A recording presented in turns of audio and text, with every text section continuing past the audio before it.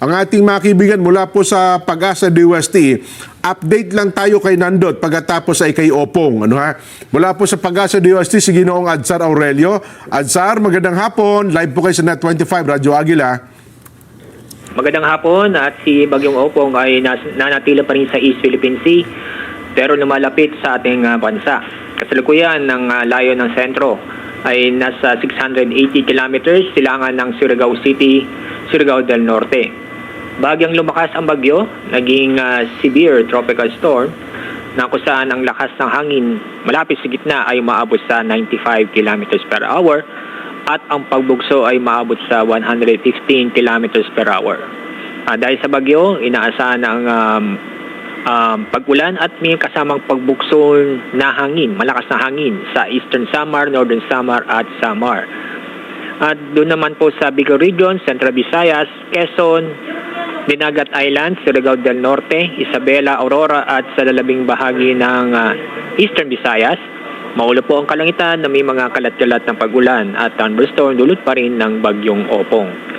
At meron pa rin epekto ang habagat, kaya makakaranas ng paminsan-minsang mga pag-ulan, kadalasan katamtaman hanggang sa malakas na pag-ulan sa Zambales, Bataan at Occidental Mindoro. Sa mga nabanggit kong lugar, paalala sa mga kababayan po natin na mag-ingat at maging alerto. Alamin pa rin ang ligtas na lugar dahil nandiyan pa rin po ang banta ng pagbaha o pagguho ng lupa. Dito sa Metro Manila, sa malaking bahagi ng Northern Luzon at ganun din sa Central Luzon at Southern Luzon. At kasama na rin ang Misamis Occidental, Misamis Oriental, Lanao del Norte at Cabingin. Maulap ang kalangitan sa susunod na 24 oras na may kasamang kalat-kalat na pag-ulan at thunderstorm.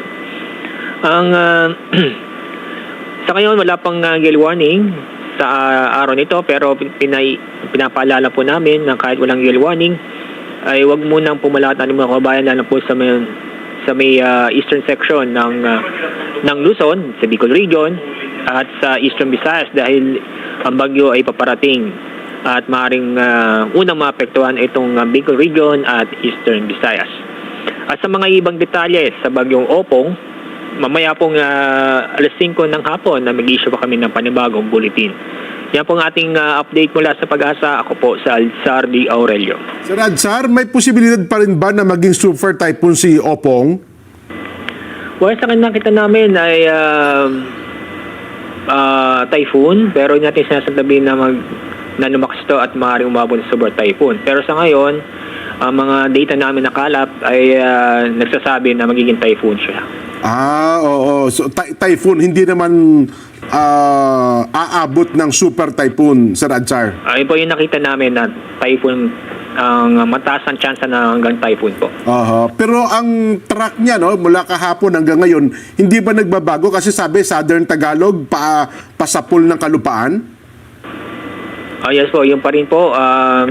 Nandaan po yan sa may Southern Luzon. Mostly Southern Luzon po. May forecast tayo ng dalang ulan nito, tsaka hangin. Yung ulan lang muna, Sir Adzar?